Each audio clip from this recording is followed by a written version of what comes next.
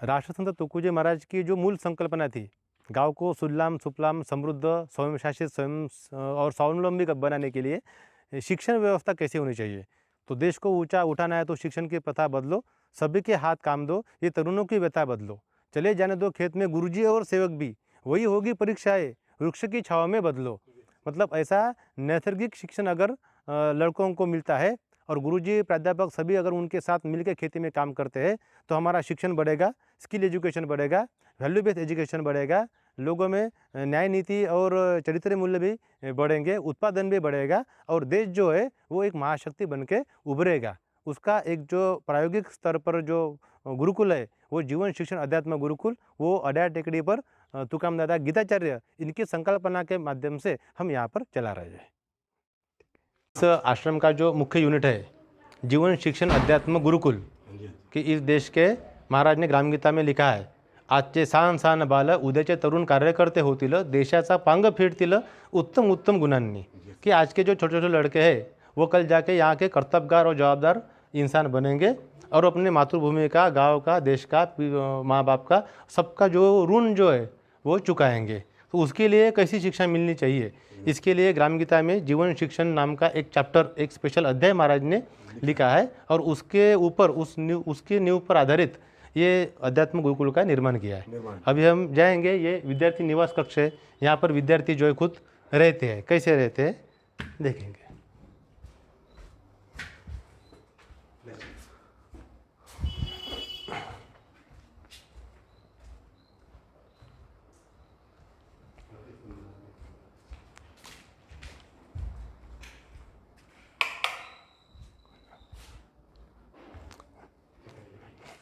ये जो है ये उनका निवास स्थल है।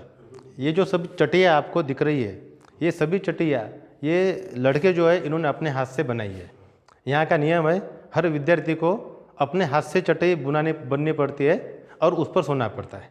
ये हमारी चटाई, हम भी लड़कों के बीच में सोते हैं और हम भी अपने हाथ से चटाई बुनते हैं। आप भी यही सोते गुरुजी से? हाँ, हम भी लड़कों के साथ ही यही सोते हैं, बिल्कुल। ठीक है, तो जब यहाँ रहते हैं तब हम यही सोते हैं, बाहर रहते हैं प्रचार में तो फिर अलग बात है वो। और मैं जब आया तो तुकाराम दादा गीताचार्य हमारे जो गुरु है उन्होंने बताया कि अपने कपड़े खुद बनाना है, अपनी चटाई खुद बनाना है। तो यहाँ पर वैनगंगा करके बहुत बड़ी नदी गई है, आप वैनगंगा करके, उस नदी से ये जो घास है वो हम खुद तोड़ के लाते हैं, एक साथ लाते हैं गाड़ी भर के और फिर उसको सुखाते हैं। सुखाने के बाद फिर एक एक करके उसको गीली बना के उसको अभी हम नीचे जाके देखेंगे कि चटाई जो वो कैसी बनना शुरू है अभी। तो हर लड़के को अपनी चटाई अपने हाथ से बनाने पड़ते हैं और इस पर सोते हैं। और इस पर अगर सोते हैं तो कभी भी आपको गद्दे की आवश्यकता नहीं पड़ेगी और स्पॉन्डिलिसिस के किसी भी प्रकार के जो रोग है, ये जो मेरुदंड स्पाइनल कॉर्ड के किसी भी प्रकार के जो रोग है वो आपको नहीं होंगे। वैसे तो गद्दी से जो है हमारा जीवन बिगड़ता है। तो हम लड़कों को ये बताते हैं, यहाँ का टीचर है, विद्यार्थी है, गुरु है, आचार्य है, कोई भी यहाँ पर गद्दी पर जो है वो नहीं सोता है। तो ये सब ऐसा स्वावलंबी चटाई है, ये लड़कों ने बनाया और इस पर जो है सभी लड़के सोते हैं। तो ये यहाँ की विशेषता है। बस ना, तू बस ना, है कि नहीं। ये कंप्यूटर है, महाराज ने जैसे बताया कि अध्यात्म और विज्ञान के सहयोग हो सकी।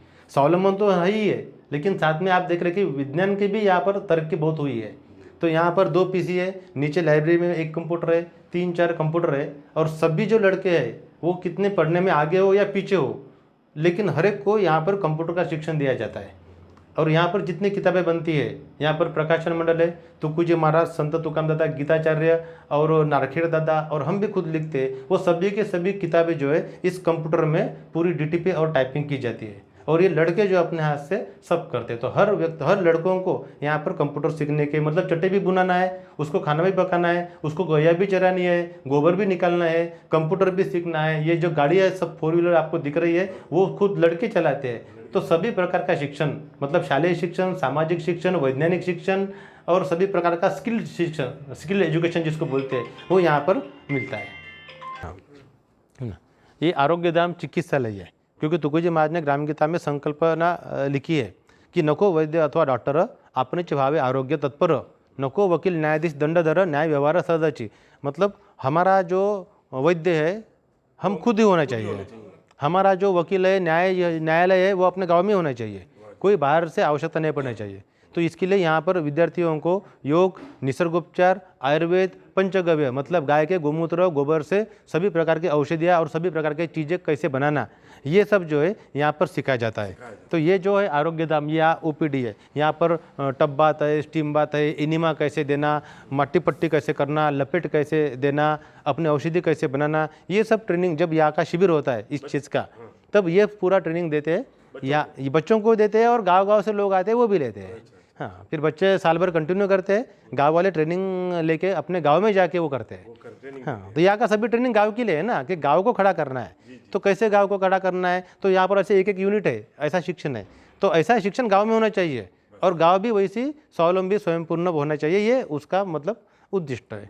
तो ऐसे आरोग्य के हेल्थ के ऊपर यहाँ पर ऐसे काम होता है। तो यहाँ पर कितने भी आज तक सैकड़ों लोग जो है यहाँ पर नेचुरोपैथी में, योग नेचुरोपैथी में, पंचगव्य में ट्रेन हो गए हैं। हाँ, ब्रह्मपुर में तो वो ओपीडी डाल के बैठे हैं। हाँ, जो कुछ पढ़े लिखे भी विशेष नहीं है और कुछ इलेक्ट्रिक फिटिंग करते थे, कुछ काम करते थे, उन्होंने ज़िंदगी में नहीं सोचा कि हम डॉक्टर बन सकते हैं और तालुका में ओपीडी डाल के बैठ सकते हैं। अभी तो लाखों रुपया खर्चा करके एलोपैथी के डॉक्टर बन रहे हैं, केमिकल खिला रहे हैं, लोगों को मार रहे हैं, और बिना खर्चा किए यहाँ पर निसर्ग के सानिध्य में एक व्यक्ति अपने आप डॉक्टर बनता है और समाज को सेवा भी दे रहा है और उसका परिवार भी चल रहा है। ऐसा लाइब्रेरी है। हाँ, बच्चों का जो है वो वाचनालय, जिसको ग्रंथालय जिसको बोलते हैं, ये सभी रैक है। इसमें अलग अलग विषय के किताबें हैं। हाँ, अलग अलग विषय के बुक्स है, ये पूरे बुक्स है। ये ऑफिस, हाँ, ये ग्रंथालय भी है, ऑफिस भी है। यहाँ पर एक कंप्यूटर है, यहाँ पर सभी बुक्स के निर्माण का काम चलता है। और ये इनका जो है सेल्फ स्टडी रूम भी है। यहाँ पर सभी लड़के बैठते और अपने अपने विषय का जो है शाम को खाने के बाद रात को यहाँ पर वो जो है 10 बजे तक स्टडी करते हैं। उसके बाद हाँ, फिर राष्ट्रवंदना लेके जो है वो उनके दिन की समाप्ति होती है, फिर वो आराम करते। तो इनकी दिनचर्या ऐसी है कि ये सवेरे 4 बजे ब्रह्म मुहूर्त पर उठते हैं। 4 बजे उठ के सभी लोग अपना शौचालय वगैरह करके नहा के प्रातः स्मरण का पूरा ध्यान करके 5 बजे ध्यान करते हैं। 5 से 5:30 बजे तक ध्यान होने के बाद फिर योग, निसर्गोपचार, व्यायाम करते हैं। उसके बाद इसका नाश्ता होता है। नाश्ते में वो स्प्राउटेड मूंग, मोड़, चना, गुड़, खजूर, ऐसा पूरा नेचुरल होता है, कुछ भी मतलब उसमें पकाया हुआ नहीं होता है, वैसा नाश्ता करते हैं। नाश्ता करने के बाद फिर ये लड़के कुछ गैया चराने जाते हैं, कुछ गोबर निकालते हैं, यहाँ की साफ़ सफाई करते हैं, चटाई बुनते हैं, कपड़ा बुनते हैं, मतलब ये इनका वर्कशॉप होता है पूरा। हाँ, तो वर्कशॉप चलता है 1.5-2 घंटे का। फिर उनका उधर क्लासरूम है, क्लासरूम में क्लास होती है। उसके बाद 11 बजे इनका खाना होता है।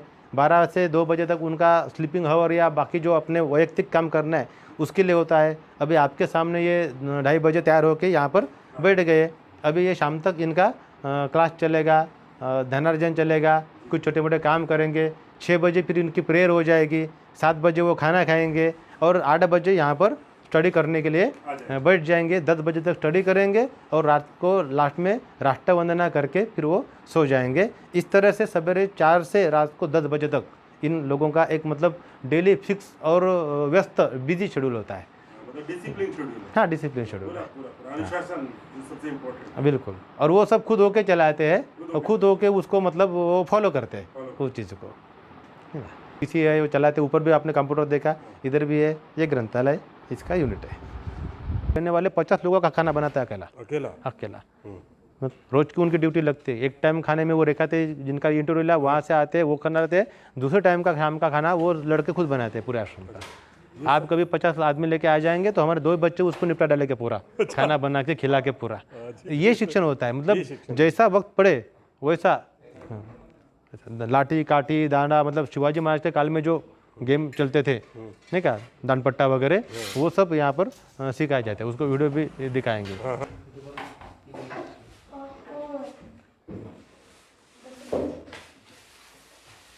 विद्यार्थियों की वर्ग कक्षा है यहाँ पर, सभी क्लास के 6वीं 7वीं 8वीं सभी को एक साथ कॉमन शिक्षण यहाँ पर दिया जाता है। क्योंकि जीवन का शिक्षण वो कॉमन ही होता है, वो छोटों के लिए बड़ों के लिए वो अलग अलग जो है वो नहीं होता है। और यहाँ पर जीवन शिक्षण है। शायद वो खाली स्कूल में जैसा थ्योरेटिकल मिलता है शालेय शिक्षण, वैसे नहीं है।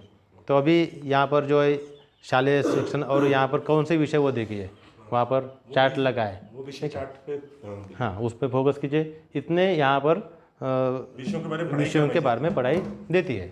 जैसे महाराष्ट्र के है तो मराठी आना चाहिए यहाँ पर, फिर मध्य प्रदेश से लड़के हैं इसके लिए उसको हिंदी आना चाहिए, फिर साउथ में जाएंगे इंग्लिश ज़्यादा चलती है इसके लिए थोड़ा बहुत उनको इंग्लिश भी पढ़ाया जाता है, संस्कृत का मतलब भगवत गीता का अध्याय जो है वो यहाँ पर पढ़ाया जाता है, फिर आवश्यकता व्यवहार करने के लिए गणित की आवश्यकता है, हाँ गणित पढ़ाया जाता है, और फिर ये सब कंप्यूटर वगैरह चलाते हैं, मशीन चलाते हैं। यहाँ पर सभी लड़के जो है वो इलेक्ट्रिक फिटिंग का, प्लम्बिंग का, ग्राइंडिंग का काम सब खुद करते हैं। हाँ ये सब चीज़ जो है उसको विज्ञान में आती है, ये चलाते हैं। इतिहास जो है अपने भारत देश का जो गौरवशाली इतिहास है, हाँ कैसे ये विश्व गुरु करके जगत में था, उसके बाद ये कैसे फिर बर्बाद हुआ और अभी उसको फिर से कैसे उठाना है, और उसके साथ साथ विशालय का इतिहास, ये सब इतिहास, भूगोल, राज्यशास्त्र, नागरिक शास्त्र, राज्यशास्त्र नागरिक शास्त्र बोलते हैं अपने देश का संविधान, गांव कैसे चलता है, देश कैसे चलता है, हमारे पावर्स कैसे है, अधिकार कौन से है, कर्तव्य कौन से है, तो ये सब उनको पढ़ाया जाए। मतलब कहीं पर भी वो शोषण, शासन, अन्य अत्याचार के विक्टिम नहीं होना चाहिए, है ना। तो इसके लिए वो उद्देश्य यही है इस आश्रम का और तत्वज्ञान का, तुकुज महाराज का, ग्रामीण गीता का उद्देश्य ही वही है कि समाज को शोषण मुक्त और शासन मुक्त बनाना है। हाँ तो महाराज ने ग्रामीण गीता के लास्ट चैप्टर में लिखा है, शोषण अथवा शासन यांचे गौणे पडिले बंधन, नाही शत्रूचे आक्रमण, स्वयंपूर्ण गाव होता। कि अगर व्यक्ति और गांव समाज स्वयंपूर्ण हो जाए तो शोषण मुक्त, शासन मुक्त हो जाएगा, और इतना स्वयंपूर्ण हो जाएगा कि कोई भी बाहर का व्यक्ति उस पर आक्रमण नहीं कर सकेगा। तो इसके लिए हमारी हेल्थ कैसी होनी चाहिए, विद्या कैसी होनी चाहिए, शिक्षण कैसा होना चाहिए, दिनचर्या कैसी होनी चाहिए, आहार कैसा होना चाहिए, सभी चीज़ों में हमको तब्दीली लाना पड़ेगा, बदलाव लाना पड़ेगा, और ये शिक्षण यहाँ पर होता है। इसके लिए ये सब शिक्षा, फिर यहाँ पर जनरल नॉलेज, अर्थशास्त्र, आयुर्वेद, योग, निसर्गोपचार, पंचगव्य चिकित्सा, नैसर्गिक खेती, संगीत मतलब ध्यान, प्रार्थना, भजन, गीत, गायन वगैरह वो सब पढ़ाते हैं। ये सभी लोग कीर्तन करते हैं, प्रवचन करते हैं, भाषण भी देते हैं, और लाठी, काठी, दानपट्टा, जूडो, कराटे वगैरह जो शिवकालीन युद्ध कला जिसको बोलते हैं, शिवाजी महाराज के कालखंड की हमारे राजा थे, वो सब जो है लड़कों को पढ़ाया जाता है, और उसके ट्रेनिंग प्रोग्राम चलते हैं, और उसमें महाराष्ट्र भर से सभी लड़के आके यहाँ पर सीख के वो जाते हैं। और अगर ये पूरा सीख ले तो वो तो वास्तव में अपने कहते हैं ना सुपर ह्यूमन, वो सुपर ह्यूमन बन जाते होंगे बच्चे। रियलिटी में ये से पूरा पढ़ाया जाता है तो सुपर ह्यूमन बन जाएंगे। लेकिन बच्चों से वास्तव में रिक्वेस्ट है कि अगर बाहर के स्कूलों में पढ़ के आदमी कभी बड़ा नहीं बन सकता। अगर ये पूरा सिस्टम और हमारी जो प्राचीन की पद्धति है, जो प्राचीन पद्धति है जो हमारे गुरुओं ने डिजाइन की, जैसे आप बोलते हो गुरु जी तुकाराम जी, और उन्होंने आचार्य जो गंगा जी थे, उन्होंने इतनी बढ़िया ये पूरा सिस्टम बना दिया, एक लिख के चले गए, उससे हम जिंदगी कितनी आसानी से जी सकते हैं और आदमी सुपर ह्यूमन बन सकता है। इसीलिए तो शायद भारत के ऋषियों की वजह से भारत को गुरु का रूप दिया जाता है पूरे विश्व में। हाँ, अभी तो इसके शिक्षण की व्यवस्था पर करोड़ों रुपए खर्चा हो रहा है, और बिना खर्चा किए इतना सुपर एजुकेशन ले सकते हैं। हाँ। तो भारत में जो करोड़ों का इन्वेस्टमेंट हो रहा है वो अननेसेसरी, यूजलेस है पूरा, है ना। और अगर इतने पैसों का अगर सदुपयोग करेंगे तो ऐसे कितने गुरुकुल खड़े हो सकते हैं, और कितना बड़ा देश खड़ा हो सकता है, ये हमको यहाँ से सीखना है ना। जैसे अभी आज लड़के ने सवेरे क्लास लिया, ये देखो मंजन, गौरी, सेंधा बीट, अमृतधारा, नीलगिरी तेल, लवंग, मतलब ये सब चीज़ जो है नैसर्गिक है, इससे हम खुद का मंजन बना सकते हैं। अभी आप सब लोग पेस्ट खरीदते हो, वो पेस्ट खरीदो, वो सब जो पैसा है वो पूरा मल्टीनेशनल कंपनी को जाता है, और वो पेस्ट में क्या है, बहुत सारे केमिकल है। तो आप धोएंगे, कुछ अंदर जाता है तो आदमी के लिए भी इंजुरियस है। फिर थूकेंगे, वो पानी में जाएगा, पानी को गंदा कर जाएगा, मतलब पोल्यूटेड करेगा। मिट्टी में जाएगा, मिट्टी को पोल्यूटेड करेगा। मतलब हम जो है सवेरे उठने के साथ ही अपना पाप कर्म शुरू कर दे। सवेरे उठेंगे तो मुंह धोएंगे, चाय पिएंगे, चाय का कोई रोल नहीं है जीवन में। अंग्रेजों ने जानबूझ के अपने छाती पर बंदूक रख के वो चाय क्या खेती किया है, लेकिन यहाँ पर कोई आदमी चाय नहीं पीता, या चाय बनती नहीं आश्रम में। हाँ, यहाँ पर बिल्कुल हर्बल मतलब टी बनते, काढ़ा बनता है। तो यहाँ के जो लोग हैं वो कोई आईना नहीं देखते हैं, किसी को कंगा नहीं चाहिए। देखो आप जो है मतलब महाराज ने लिखा है कि बालन ठेवी तेल न लावी, मुड़े भाऊ, ठीक है, बालन ठेवी तेल न लावी, ऐसे शिक्षण द्यावे। तो राव दे, ठीक है। तो फिर ऐसे जो लड़के सवेरे से उनकी दिनचर्या शुरू हो जाती है, तो सवेरे वो मंजन करते हैं। तो ये मंजन अभी इन्होंने बनाया है, ये देखिए यहाँ पर, है ना, ये पूरा मंजन। हाँ, ये मंजन बनाया है। अभी इनको 4-5 महीने तक देखने के लिए कोई ज़रूरत नहीं है, ठीक है। तो इस यहाँ के ये अध्यक्ष है और 45 साल से यहाँ पर रह रही है, और योग निसर्गोपचार वो हेल्थ डिपार्टमेंट है, ये इनका वो डिपार्टमेंट के प्रमुख है और यहाँ के अध्यक्ष भी है। ये अभी सभी लड़कों को जो है वो हेल्थ के बारे में योग, निसर्गोपचार, पंचगव्य, आयुर्वेद ये सब पढ़ाने का काम जो है वो खुद यहाँ पर करते हैं। तो अभी लड़कों ने जैसे यहाँ पर मंजन बनाया तो वो कोई पेस्ट नहीं, वो लोगों को समाज में जाके सिखाएंगे कि मंजन क्या होता है, मंजन किस लिए इस्तेमाल करते हैं, मंजन कैसे बनाना है, बाहर का जो हम पेस्ट इस्तेमाल कर रहे हैं वो कैसे खतरनाक है, जहरीला है और हमारे पैसों की कैसे लूट हो रही है। तो ये मंजन बनाएंगे तो हमारी प्रकृति भी अच्छी रहेगी, हम भी अच्छे रहेंगे, हमारे पैसे भी बचेंगे, है ना, और हमारा स्वावलंबन एक उद्योग बढ़ेगा। तो इसी तरह से तो हमको अर्थशास्त्र को आगे लेके जाना है ना। ये किताब में अर्थशास्त्र क्या पढ़ेंगे, जीने में अर्थशास्त्र चाहिए, बराबर। फिर दूसरी बात, कोई भी साबुन नहीं लगाता है। ये सभी जो लोग है वो जैसे व्यंजन बनाया वैसे यहाँ पर साबुन कैसे बनाना है ना वो भी सीखते हैं, तो वो साबुन भी बना लेते हैं। अगर बाल तो नहीं है, सब लड़के बहुत बड़ा बाल नहीं रखते, इसके लिए धोने की आवश्यकता नहीं पड़ती, लेकिन स्त्रियाँ जो है, महिला वो धोती है, तो मंजन ये शैम्पू कैसे बनाना वो भी सिखाते हैं। आपको चेहरा अच्छा रखना है, चेहरा धोते तो फेस पैक कैसे बनाना है, ये सब गोवंश से है ना। हाँ, तो वो सब सिखाते हैं। तो यहाँ पर जो जो आपको करना है वो अपने हाथ से करो, जितना शौक भी करना है ना अपने हाथ से करो, वो बाहर का खरीद के कोई शौक मुक नहीं करना है ना। तो हम जो लोग हैं वो सवेरे कोई गर्म पानी से नहीं नहाता, सभी लोग सवेरे 4 बजे ठंडे पानी से नहाते हैं, कोई साबुन नहीं लगाता, कोई पेस्ट इस्तेमाल नहीं करता, कोई सवेरे चाय नहीं पीता, फिर भी सवेरे 4 से लेकर रात के 10 बजे तक इतना कुछ स्किल डेवलपमेंट का काम करते हैं। इसका मतलब हमारे ज़िंदगी में हम फ्रेशनेस के नाम पर जो इस्तेमाल कर रहे हैं वो सब फालतू है, गलत है। नहीं, वो देख के ही समझ में आएगा ना कि बच्चों पूरी इतने दिन में पूरी रात में मेहनत करते हैं, रात सुबह से लेकर शाम तक, फिर भी एनर्जी कम नहीं। हाँ बिल्कुल है ना। और आपकी एनर्जी तो देखती बनती है गुरु की, है ना। आप तो ऊर्जा के भंडार हो जहाँ पे आप रहते बच्चे। और वास्तव में समर कैंप होता है यहाँ पर, समर कैंप होता है, जीवन शिक्षण शिविर बोलते हैं, है ना। तो इसके ये प्रमुख गुरुजी है, ये इकड़े तो ये ना, हाँ, ये अक्षय गुरुजी है। ये जो गुरुकुल चलता है, ये गुरुकुल में सबसे सीनियर मोस्ट है। अभी ये गुरुजी करके लड़कों को संभालते हैं। बाकी मैं जब रहता हूँ तब मार्गदर्शन और पढ़ाने का काम मैं खुद करता हूँ। और ये जो यहाँ पर लाठी काठी दानपट्टा वगैरह, भाला बिचवा, ढाल तलवार, ये सब प्रशिक्षण के वो मास्टर है। कराटे में ब्लैक बेल्ट है। अच्छा। नेपाल गए थे कंपटीशन में, वहाँ से गोल्ड मेडल जीत के आए ये, अरे वाह, है ना। कांग्रेचुलेशन यार, बहुत बहुत। नागपुर में हुई थी इसकी कराटे की कंपटीशन, उसमें सिल्वर मेडल है ना, हाँ गोल्ड, हाँ उसमें भी गोल्ड मेडल लाया है। और ये जो सब वैसे वो बहुत अलग अलग चीज़ के, मतलब उनके शरीर के ऊपर जो कपड़ा दिख रहा है वो खुद बुनते हैं, बुनाई के भी मास्टर है, हाँ सूत कताई की भी मास्टर है।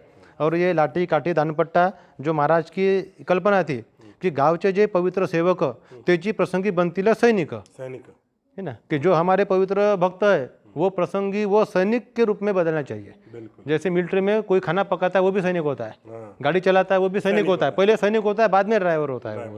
इसी तरह से महाराज ने जो लिखा है कि सारा भारत रहे सिपाही शत्रु को दशान है, वो खाली मिलिट्री वाले बॉर्डर वाले नहीं, ये देश का हर व्यक्ति देश के लिए सिपाही होकर खड़ा होना चाहिए, ठीक है। तो वो उनकी जो कल्पना है वो बिल्कुल गांव से, मतलब गली से लेकर दिल्ली तक है, गली से लेकर हाँ। और वो प्रशिक्षण सरकार नहीं दे सकती। इसके लिए उपाय ये है कि हमारे हर गांव में ऐसा यूनिट होना चाहिए और स्व संरक्षण करने का, गांव को संरक्षण करने का जो एजुकेशन है, शिक्षा है वो उनको मिलनी चाहिए।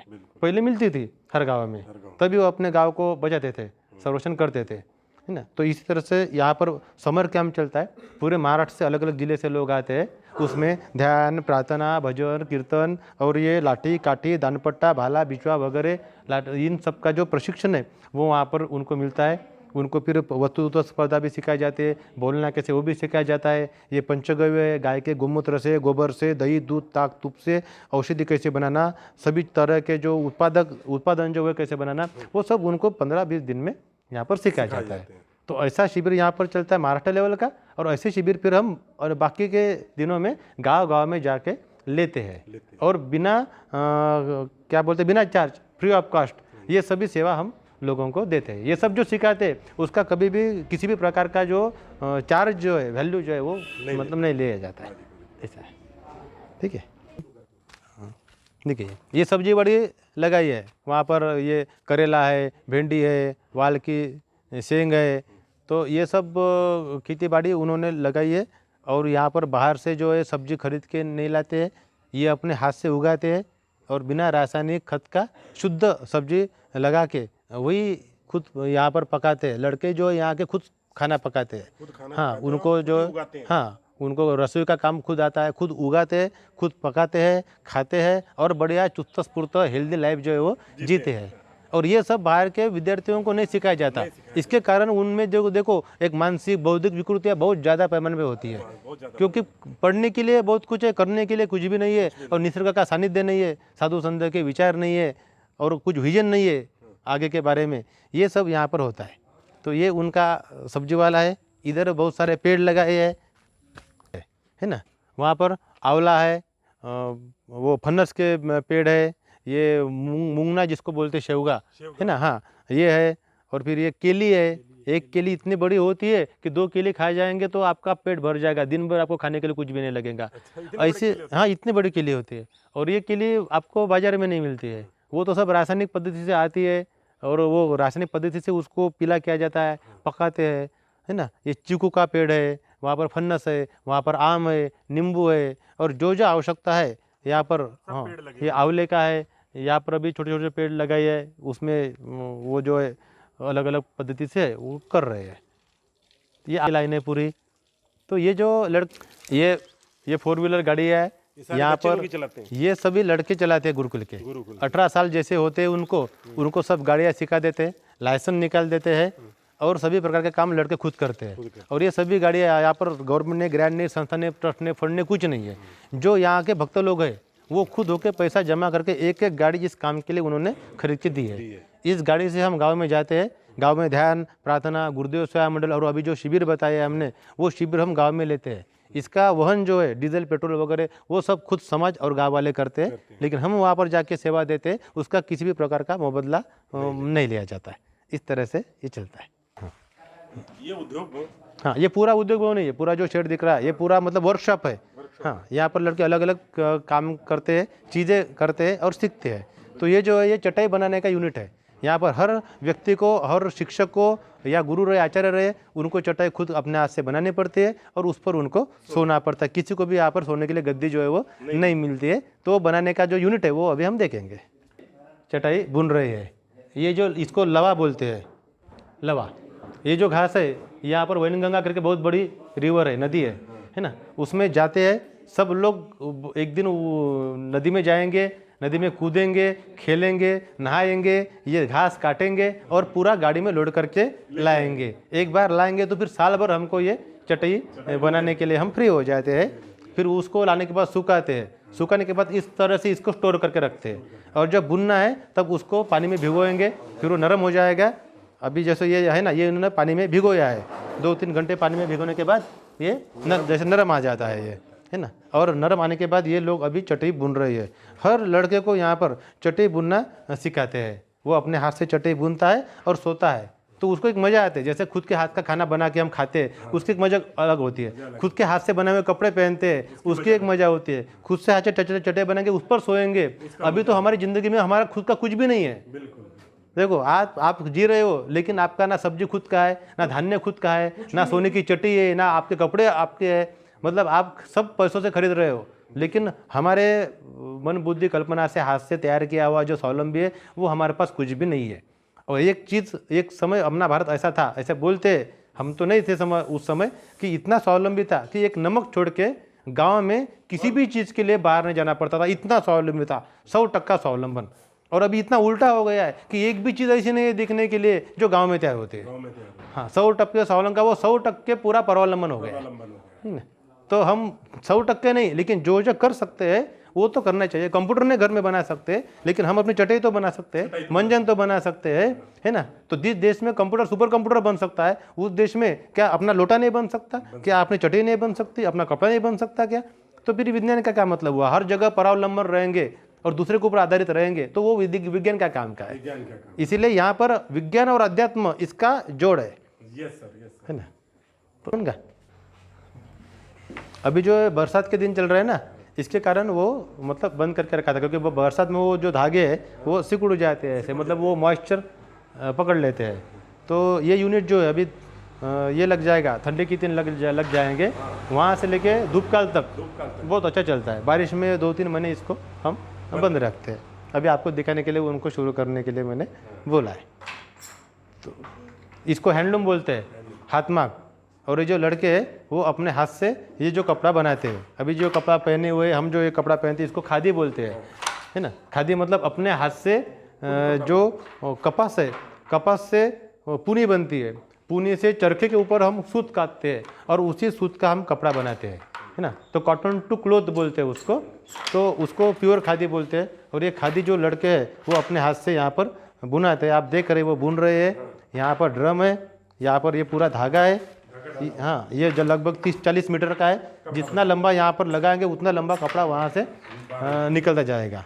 इस तरह से कोई कमर्शियल लेवल पर यहाँ पर नहीं होता है, दुकानदारी नहीं है, लेकिन सभी लड़कों को अपना खुद बनाना और खुद जीना ये स्किल पे फिर बाहर जाके बड़े पैमाने पर आगे होके ये लोग करते हैं इसको। लेकिन यहाँ पर ट्रेनिंग सेंटर है, सभी लोगों को सभी प्रकार की ट्रेनिंग यहाँ पर दी जाती है। तो दोस्तों, ये सुबोध गुरुजी को कोटि कोटि नमन कि आज हमने जो सीखा है आपसे गुरुजी, अगर वो सारा समाज सीख जाए तो सारे समाज में खुशियाँ ही खुशियाँ होंगी। और सबसे बड़ी बात है कि ये जो आपने ये जो प्रकल्प गुरुजी दे के गए उसको आगे बढ़ा रहे हो।